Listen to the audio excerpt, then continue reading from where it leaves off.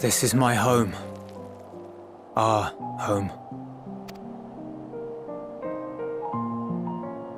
At least it was, until that night. I was with Lord Quintus when the capital fell, and thus spared. My family, who did not own a radio, were less fortunate. When dawn came, I made my way here. My parents, my little brother and sister, they were still inside. But they weren't themselves, and they tried to.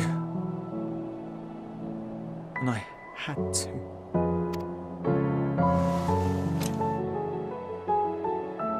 I'd promised to take them away from the capital that very morning, to somewhere safe, to hide until the fighting stopped. I promised.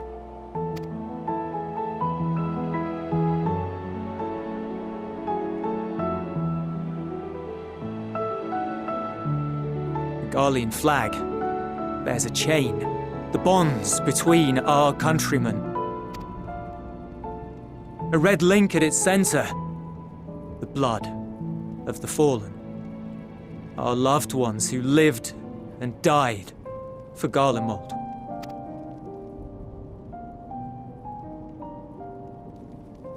But if she too fell, who would be left to remember them and their sacrifice? What enduring proof would there be that they were ever here? If we had turned to your gods, would they have saved us?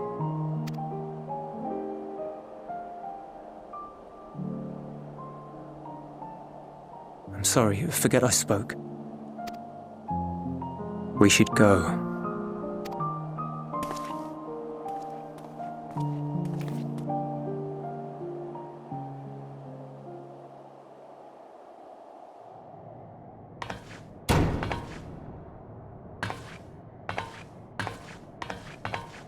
It's no use. Believe me, I do not enjoy being here any more than you. But she wanted us to play along, so that is what we will do.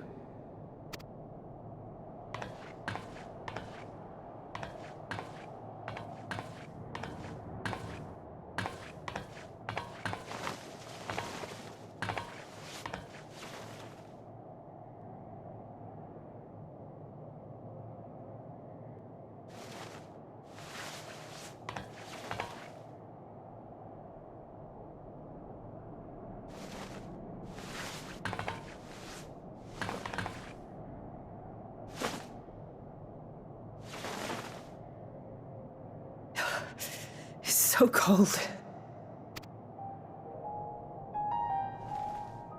Painfully so. Unbearably. I've been thinking about what Quintus said. About why no one would accept Garlean rule. Irreconcilable differences. When coexistence isn't an option, only conquest remains. Varys at Gimlet said much the same. Only by uniting the world beneath a single standard would we rid ourselves of the Ascians. United as one people, one race cleansed of imperfections, a cold and unforgiving vision. And when we fail to live up to their standards, what place is there for us in their world? But the truly sad, truly frustrating thing is how damnably similar it all is to the lofty ideals of Father and the Forum. Non-intervention. Always non-intervention. Protect our knowledge and our people, and to hells with the rest of you. And yet, I can see how it happened. Varys and Father looked to their elders for guidance and took their virtues as their own. But for this world was of their making. In who else could they place their trust? All of us lost in a sea of chaos, searching desperately for purpose and meaning. But it shouldn't just be an extension of another's. It has to be ours. It has to be. We all have a stake in this world. No one should be silenced. I won't deny that we lack the experience of people such as Father or Quintus. Perhaps they've come to see the world as a series of problems, and the most efficient way of solving them, to reduce everything to fundamental forms.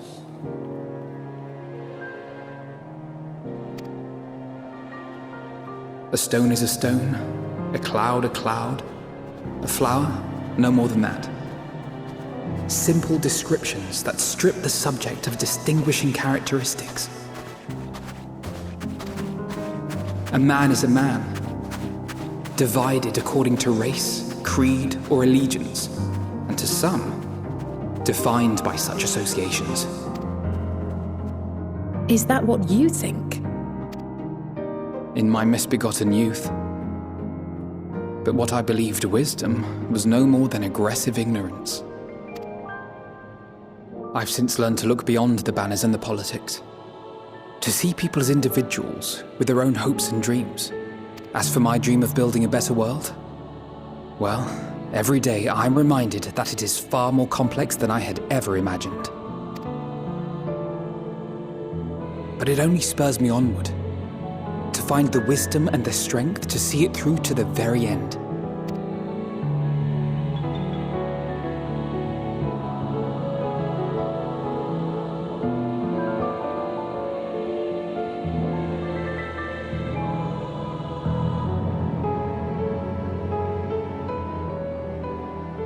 All of our supplies and an immediate withdrawal. These are your conditions? Demands. And you forgot about the airship. Once again, you will leave one behind. It will be used to return the prisoners. Their collars will be removed prior to the exchange.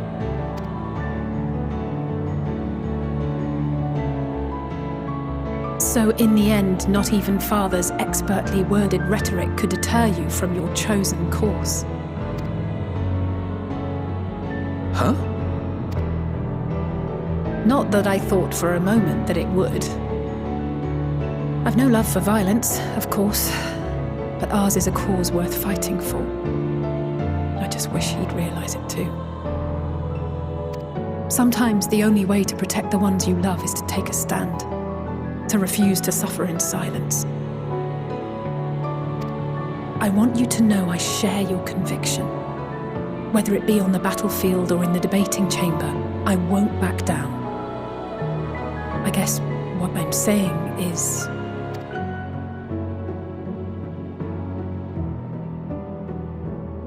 You've found your own reason to fight. Yes. Yes, I have. God's willing, there will come a day when we can finally lay down our arms, and there will be peace. But not until the Telophoroi have been defeated once and for all. And you, brother, will have a vital part to play. By your words and deeds, you'll lead the way. I pray I am up to the task. There'll always be naysayers. Those who think us fools for even trying. It's easy for learned elites to criticize earnest efforts and assert their moral superiority, all without offering alternatives. Not that their sophistry has ever wounded you. So stubborn and strong. Stronger than you even know. Don't ever change, you hear me? If you stumble, I'll be there to catch you. Or give you a thick ear. Maybe both, for good measure.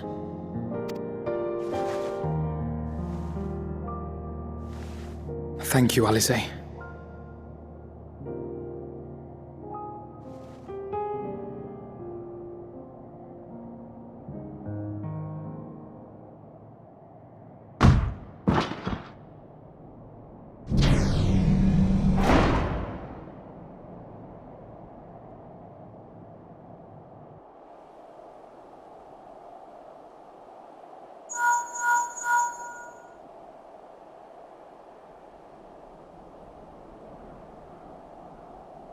The scouts have secured Alizé and Alphino. Their collars were removed without complication as well. They report no casualties, not for their party nor the guards, who will wake from their premature slumber in due course.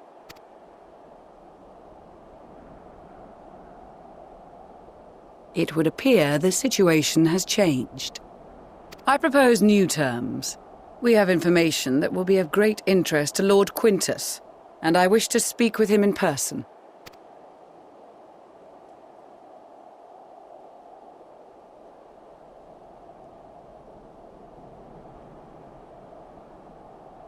No. In the event you rejected our first proposal, we came prepared with a second.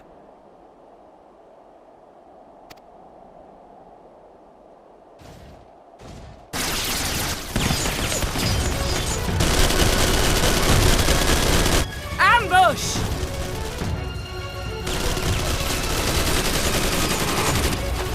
More are coming! Make ready! We, the loyal soldiers of the First Legion, proud servants of Garlemald, of the fallen Emperor Varys, shall safeguard these lands from the barbarian hordes until our countrymen return!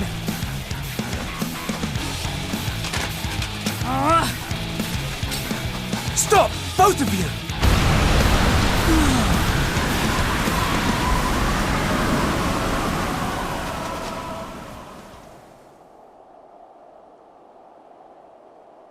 This child may be the worst emissary I have ever seen.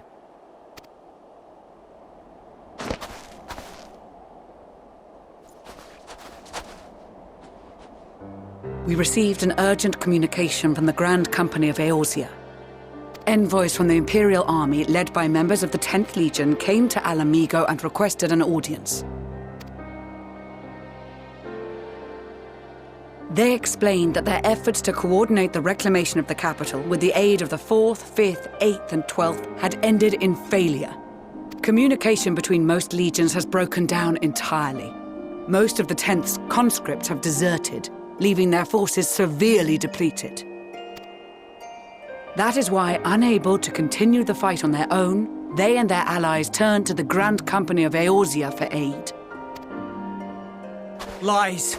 Every word! It is the truth, and I have not finished. The 10th has requested that we deliver a message to Lord Quintus. Have the ill stand down.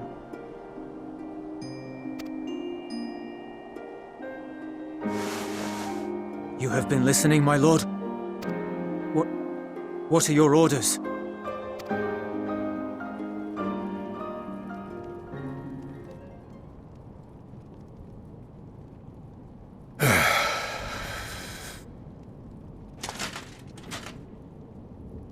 Inform her that we will honor the 10th's decision.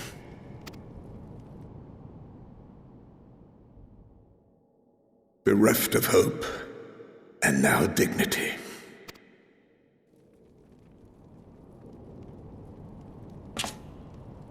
I release you from your duty.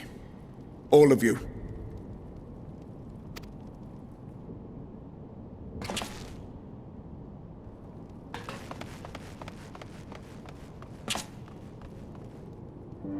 I take solace, your radiance, in the knowledge you are not here to witness our debasement. 'Twas a grand, glorious dream we shared. Of a world united, of peace and prosperity.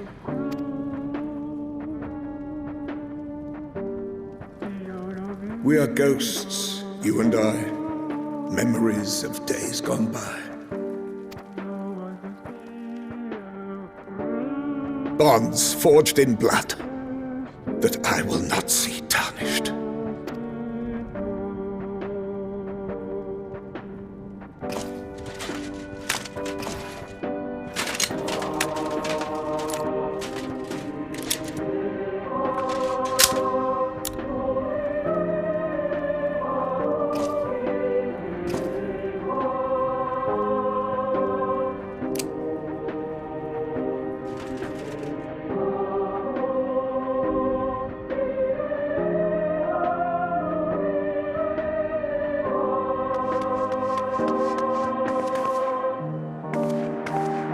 Quickly! We have to reach the station before it's too late. If there is still a chance that Quintus will agree to a truce, we must take it. I just hope we get there before he and his men do something rash.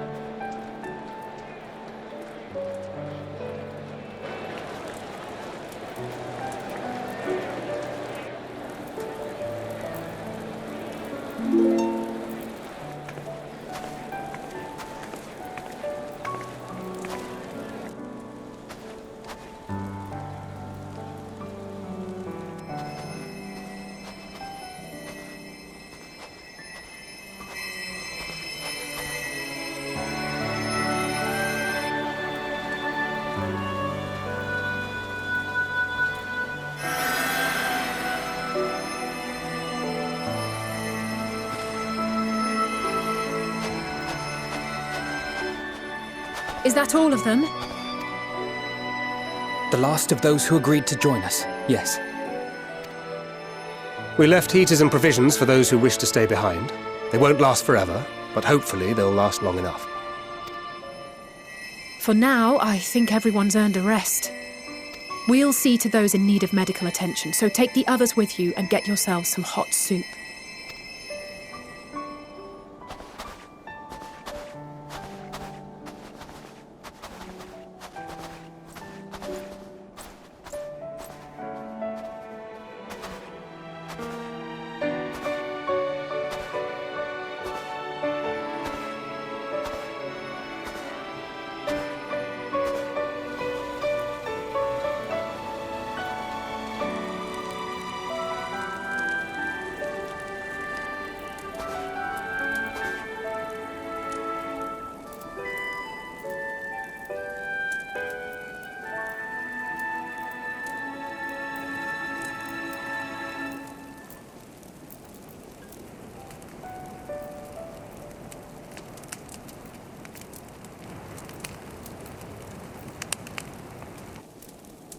Warmth. At last. Marvelous, isn't it? All thanks to the resourceful machinists of Ishgard, I might add. On their behalf, I bid you warm yourself to your heart's content. Hold on.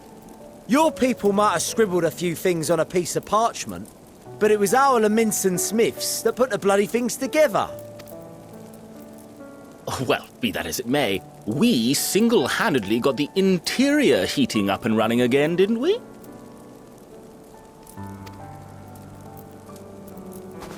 The hells you did! We were there every step of the way! We? You barely raised a finger to help, you ale-sodden reprobate. I did a damn sight more than you, you lily-livered bilge-rat. Take that back. Make me. I will not stoop to your level. Here.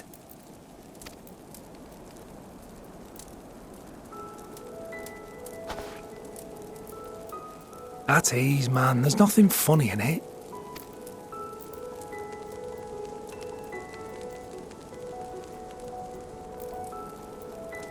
I'm from Alamigo, but was a conscript until recently. Used to eat this with the officers. Apparently, it's adapted from a steppe recipe. This is my first time trying it, and I have to say, it's not half bad. It's a bit too flavorful for my liking. Perhaps compared to what you're used to.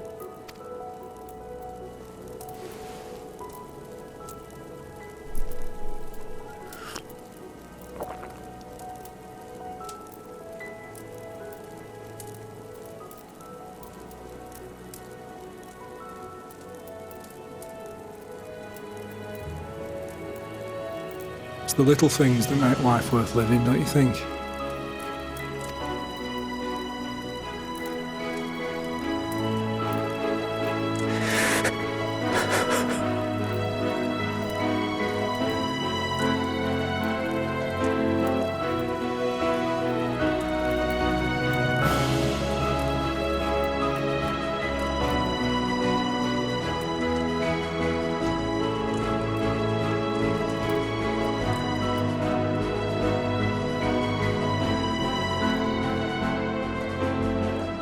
I know this is not a dream, and yet...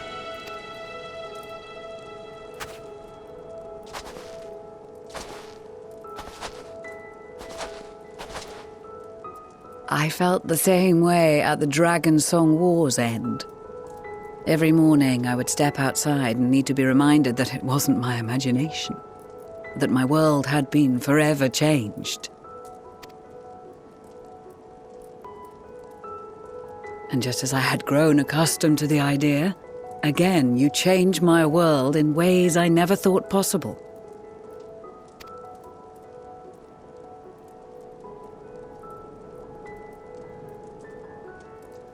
Were it not for you and your fellow scions, the rifts between man and dragon and myriad tribes might never have been bridged. The Grand Company of Eorzea, the Ilsabard contingent. We owe it all to you. We've shed many tears in recent days, of pain and sorrow, triumph and joy. I much prefer the latter.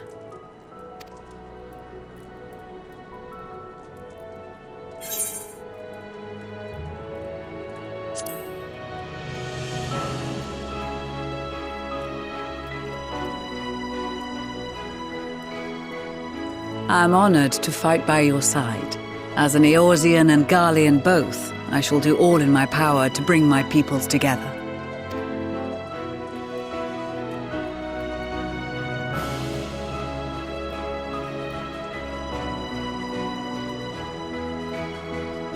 It is a remarkable achievement. Everything that I and the Populares had hoped for, and more. Would that it had come sooner.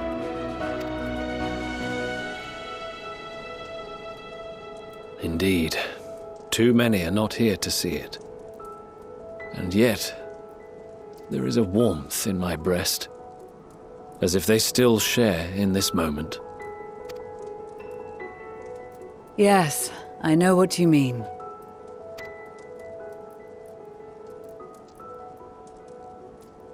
On a night like tonight, the wind and cold seem to pass me by.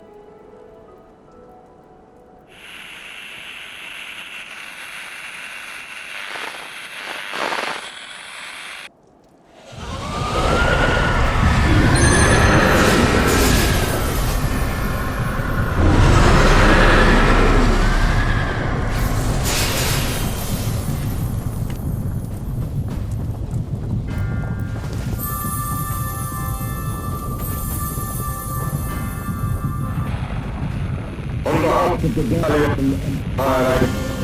Thank you for inviting me today.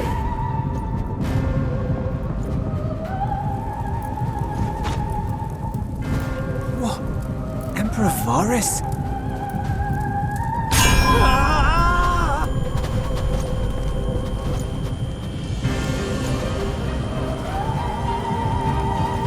They are being tempered.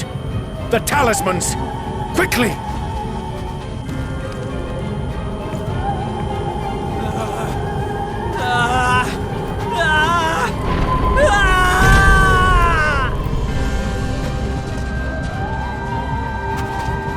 Save me, brave hero! My lord has requested your presence, and I would hate to disappoint him.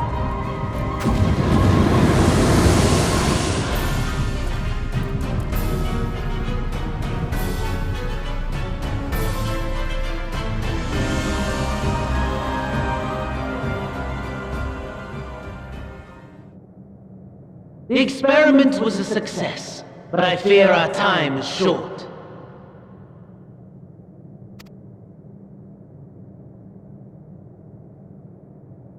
I shall begin the preparations.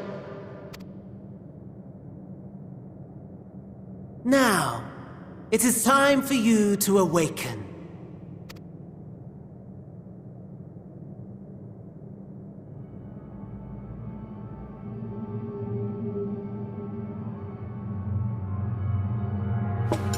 Good morrow to you. Here, have a taste before it gets cold. Oh, but be sure to remove your helmet. Take a moment, too, to familiarize yourself with that borrowed flesh.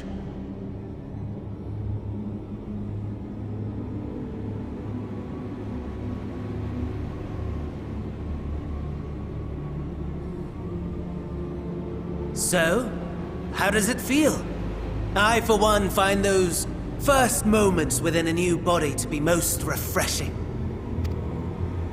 We had a Magitech engineer by the name of Aulus to thank for this method of soul extraction and implantation. I believe the two of you met briefly in Alamigo. His was a rather sticky end, wasn't it? Thankfully, he was thoughtful enough to leave behind his mind-jack technology.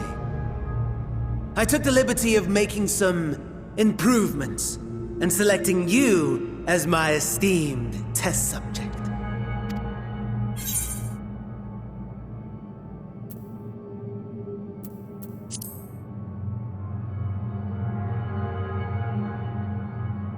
Come now. To us Asians, it is no different from trying on new clothes. Why not make the most of it by partaking in this fine cuisine? I must say, I have gone to great lengths to reunite you with my lord. When I discovered that his friend was in this neck of the woods, I suggested inviting you over for dinner. He never deigned to respond, but I took his silence as a resounding yes.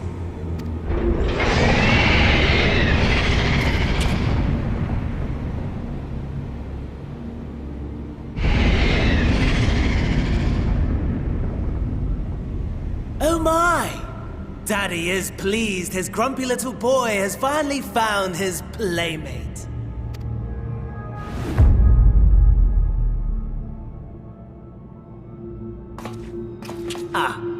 Exposition is in order.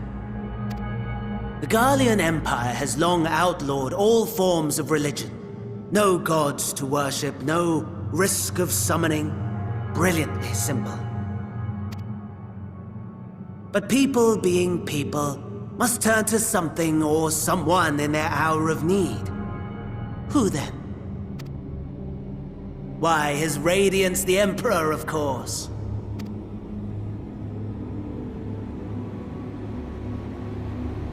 As you have observed firsthand, Garlemald has seen better days. The legendary Solus Galvus, dead. Provinces near and far in open rebellion. Our bold new emperor assassinated. And that last one even sparked a civil war. What rotten luck. The people cried out for salvation. Their earnest pleas, one might even call them prayers, a supplication united for the Empire to reclaim her former glory. And so their will did manifest, channeled through the corpse of none other than Emperor Varus himself. And lo, the Savior was born, the embodiment of the Garlean spirit, their anima.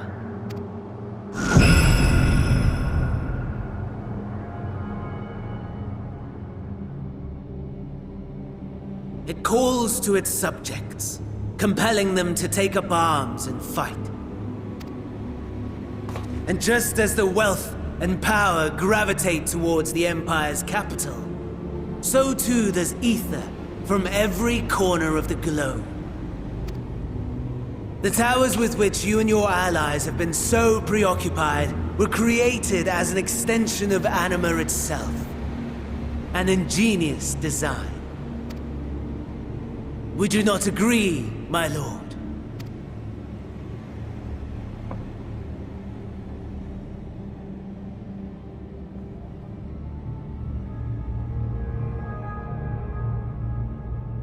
Does the pursuit of prey you have bested before excite you? Of course not. Absent the challenge, the thrill, your prize is a hollow victory. Butchery.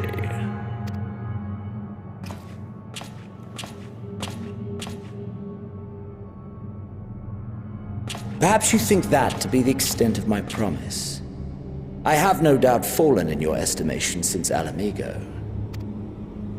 Fair enough. But do not let your disdain deprive us, of an opportunity to craft an even more majestic moment of euphoria. I have been honing my craft as I set the stage for our reunion.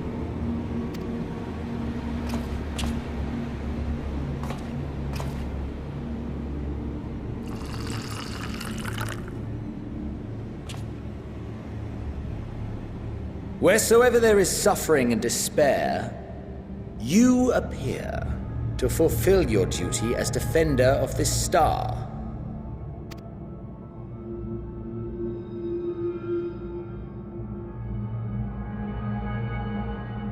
The chaos and destruction that my hordes have wrought are my gifts to you alone.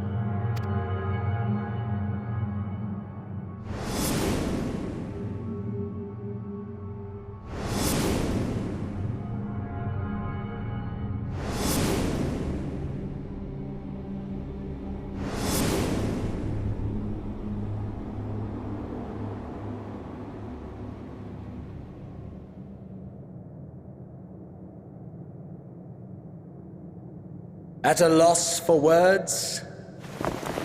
No matter. As you will learn, I have only just begun. Oh, will you not finish your meal?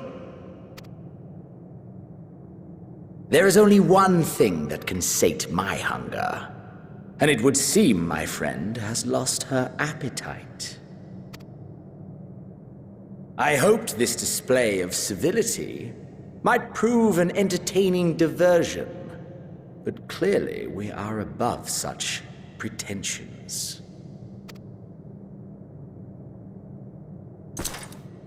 While my lifeless body was in the possession of the Ascian, I too claimed another's as my own.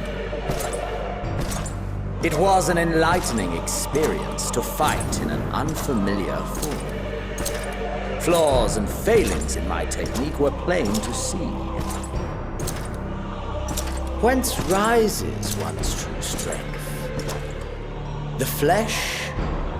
The soul? Perhaps you should like to discover the answer for yourself.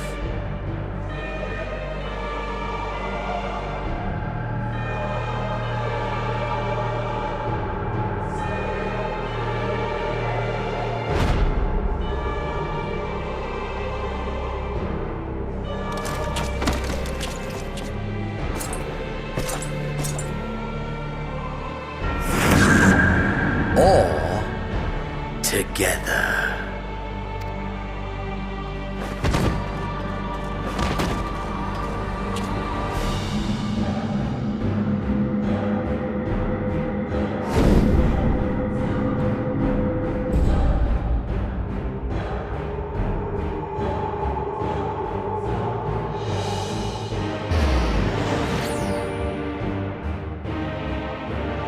Oh dear!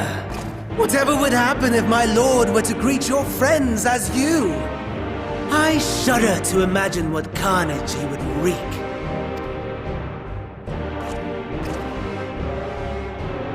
We'd better hurry if we want to avert the bloodbath. You can thank me later for my generosity.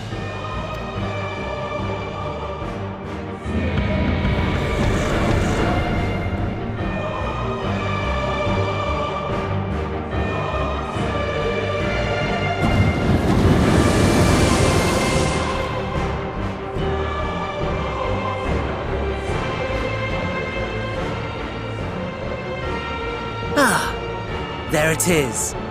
Your camp, I believe.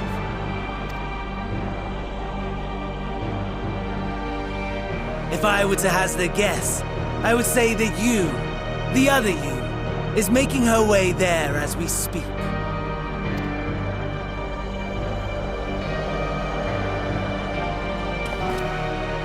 Alas, this you will have to walk from here. Or run, if you can manage it. My lord would be cross if I made it too easy.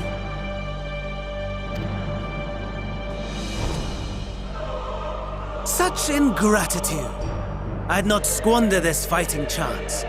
After all, you've obstacles enough to overcome. Right on cue.